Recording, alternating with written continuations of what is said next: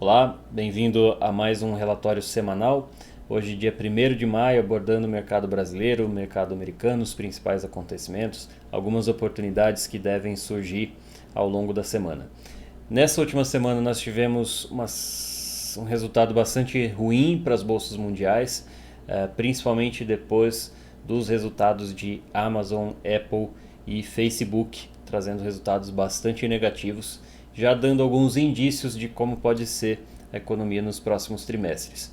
Tivemos PIB americano caindo 1,4%, índice DXY, que é uma cesta de moedas em relação ao dólar, também atingindo máxima dos últimos 20 anos, e preço do petróleo também voltando a subir com a interrupção da oferta russa.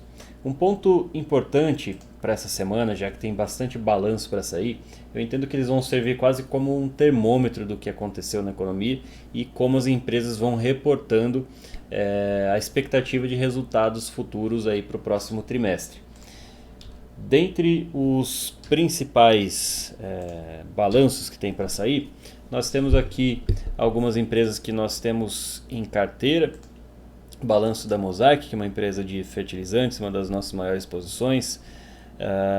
Amanhã, na terça-feira, aliás, British Petroleum, Airbnb, Starbucks, AMD. Por que eu acho essas três aqui importantes? A AMD, empresa de tecnologia, deve ter um ano excelente agora em 2022. Ainda assim, como são empresas com múltiplos muito altos e que são empresas sensíveis ao aumento de taxa de juros, eu estou curioso para saber como que o mercado vai reagir, se vai realmente martelar qualquer empresa de tecnologia, independente do que acontecer, ou se a gente vai começar a ver algumas empresas destoando dessa queda mais acentuada da Nasdaq. E Airbnb e Starbucks já dando indícios aí de como deve vir os balanços de outras empresas de consumo e de turismo. Eu entendo que agora a gente está num momento bastante delicado, então esses balanços já vão dando uma certa perspectiva do que a gente pode esperar para fazer algumas operações baseadas nos próprios balanços. Na sequência, voltando aqui para o gráfico, nós temos aqui índice VIX voltando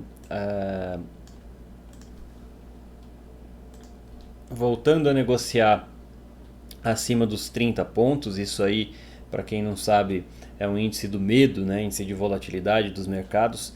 Normalmente, quando sobe um pouco, a bolsa cai, então isso aqui serve para a gente entender como que deve vir a reação do mercado amanhã. Obviamente, né, nós estamos vivendo aí o conflito da Rússia. Naturalmente, o VIX tende a ficar um pouco mais alto na média, reagindo aí a situações imprevisíveis que podem acontecer nesses próximos dias. Dólar. Nós temos aqui uma situação interessante, né? Inicialmente, o dólar negociava aqui na faixa dos 3,80, 3,90 no período pré-Covid. Esse preço médio de negociação subiu para 5,20 mais ou menos durante o período de pandemia.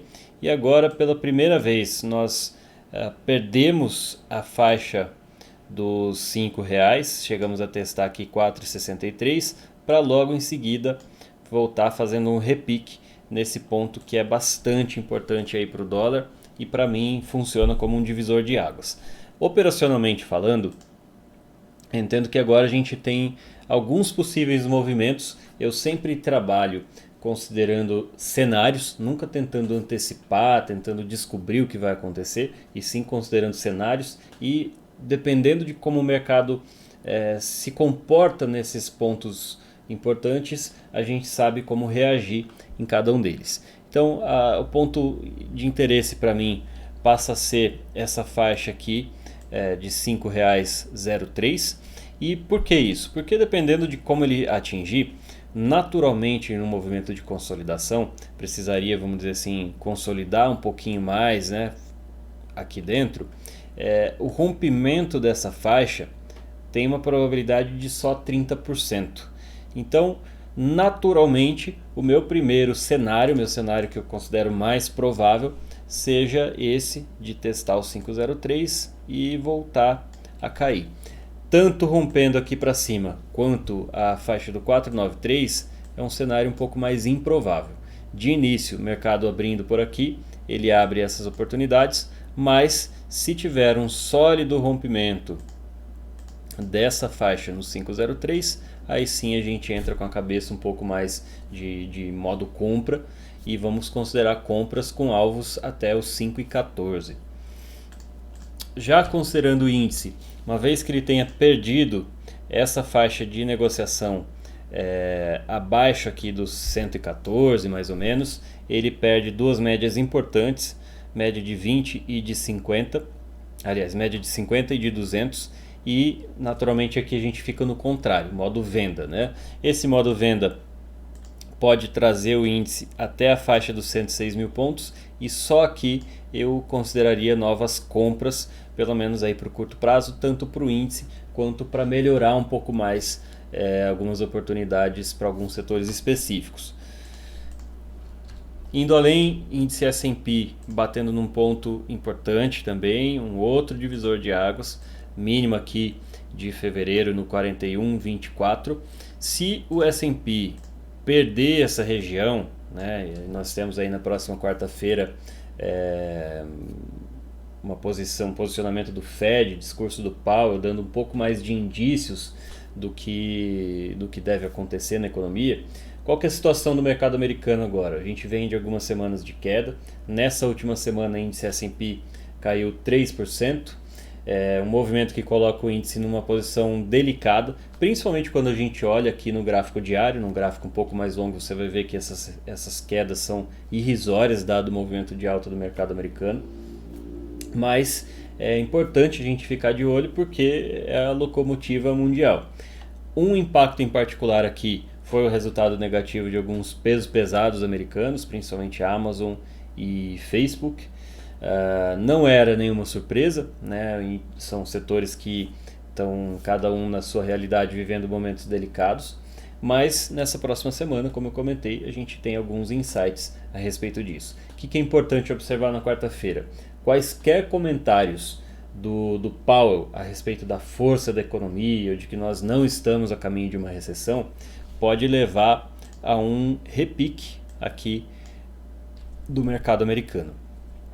Eu entendo o seguinte, para mim a tendência é de baixa, ainda que uma entrada nessa região seja uma entrada barata, com risco muito baixo, porque se você for estopar um pouquinho abaixo aqui você já sabe que o mercado não vai se sustentar nesse patamar e portanto você consegue arriscar pouco, né? Vamos dizer assim, você pode arriscar aqui,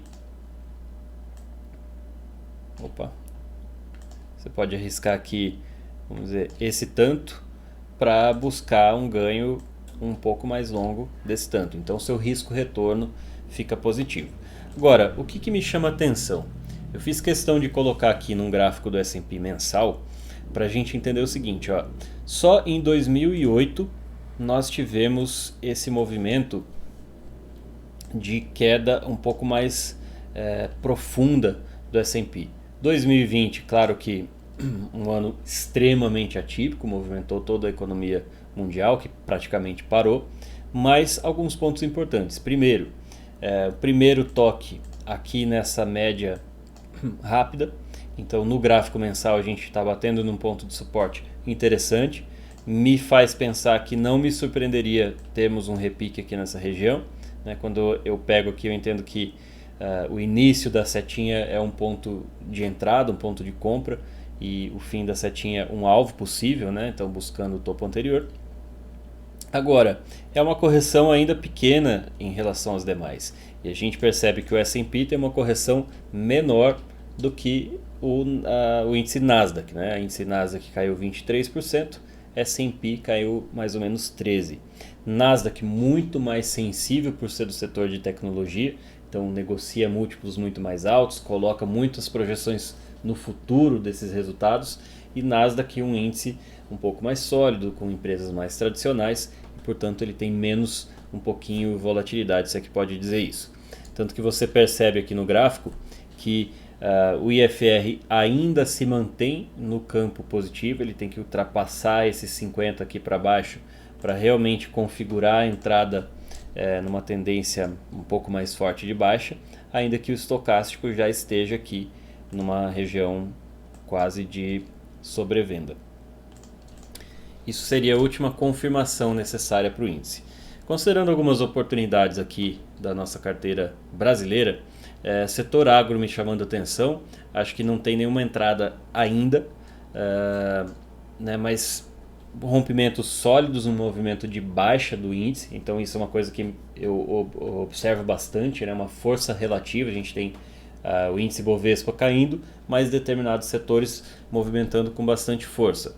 Foi um rompimento com volume baixo, poderia ser melhor para demonstrar um pouco mais de força, mas me chama atenção principalmente essas empresas agro e SLC, que principalmente as que negociam algodão, que vai vir uma safra muito forte aqui no Brasil e quebra de safra provavelmente nos Estados Unidos, então tende a ter um movimento de alta. Não dá para negociar algodão aqui na nossa bolsa, mas dá para negociar na bolsa americana.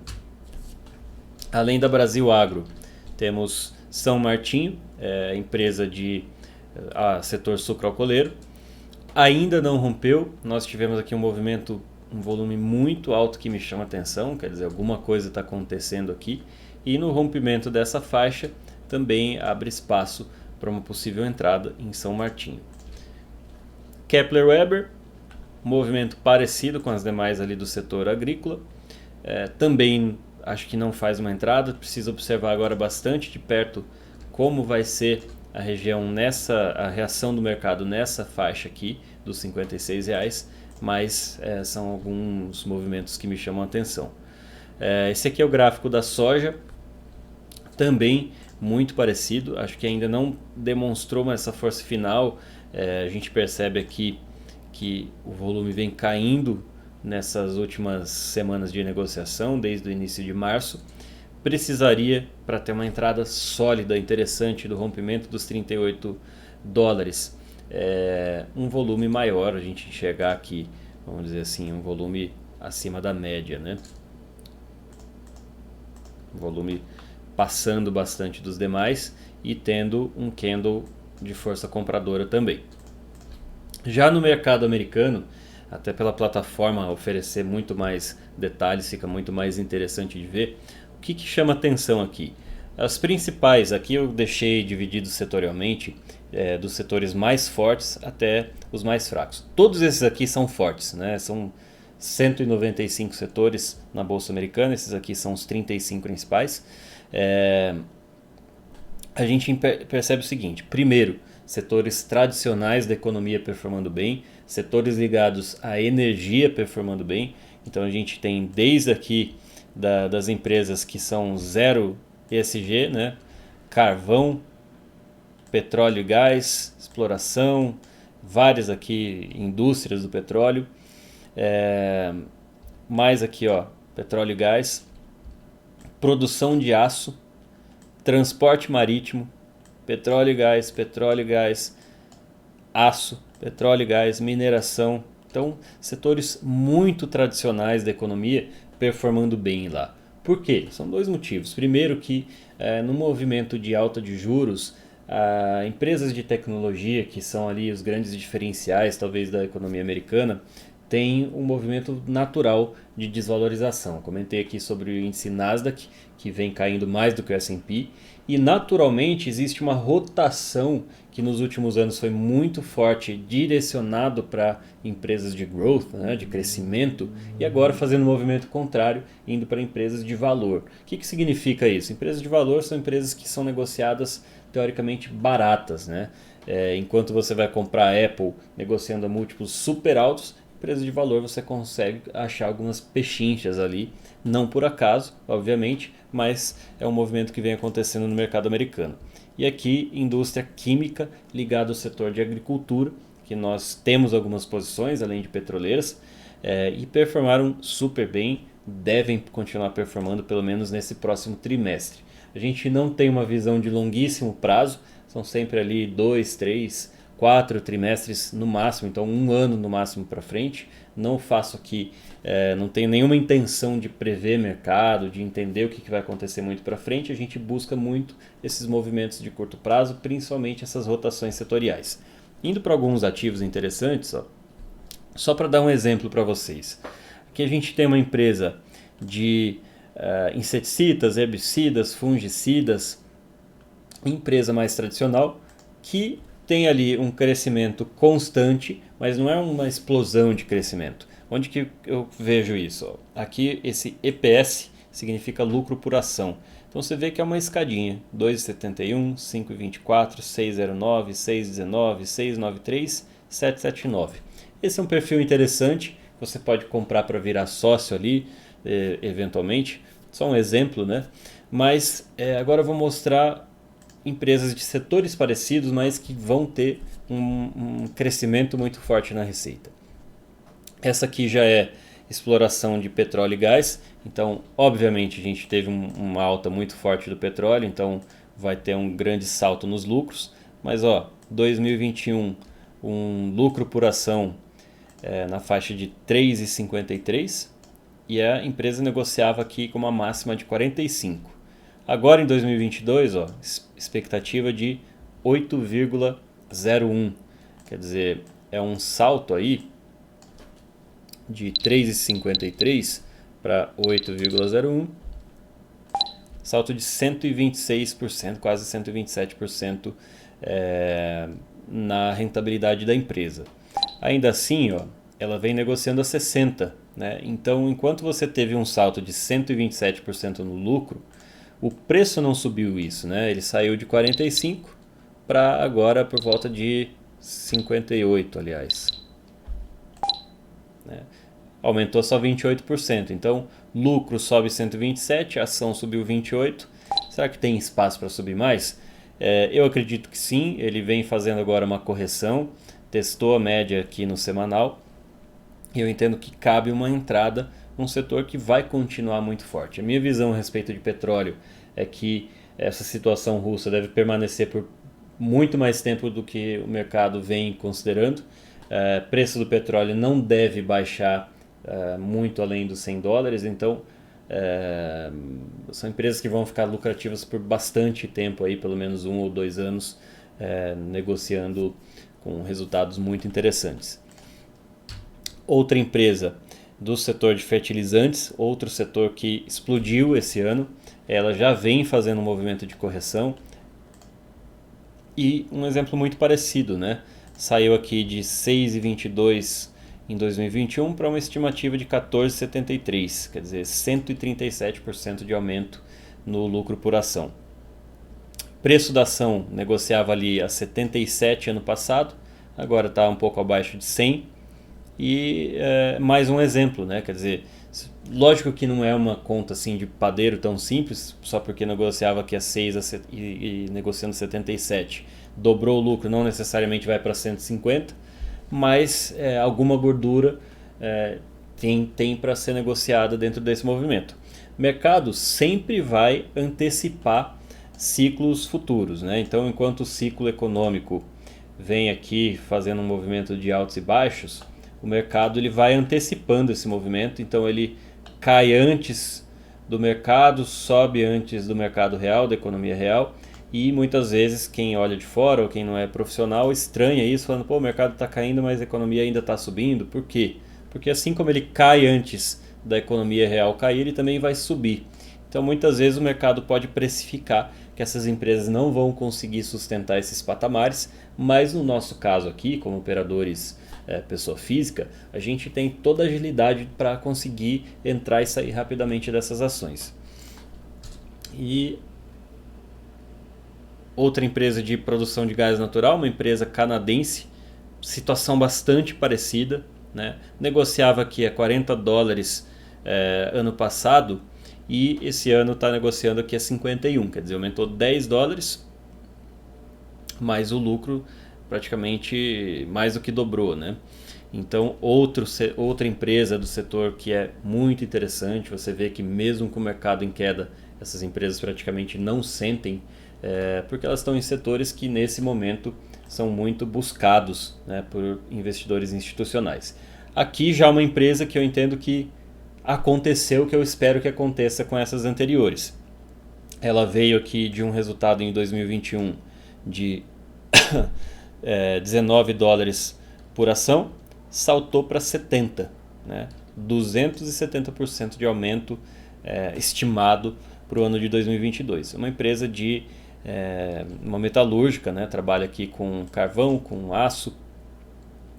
Então, o que acontece nesse caso? Ela já pode estar se aproximando, né? Se exauriu o movimento de alta. Ela saiu de 100 dólares em 2021 para 170 quase, né? Então ela já teve uma reação mais forte. É uma empresa que foi muito procurada. E se você for olhar, dezembro de 2020 ela negociava a 30, né? Saiu de 30 dólares para 160. Uma empresa que ficou esquecida pelo mercado. Ofereceu várias oportunidades de entrada aqui dentro de padrões que nós negociamos, né? Aqui. Então não deixa de acabar esse tanto de oportunidade. Vou finalizando por aqui, acho que estendeu até um pouquinho mais do que eu esperava, mas importante agora entender que nós precisamos ser seletivos, encontrar bons setores para surfar esse próximo trimestre.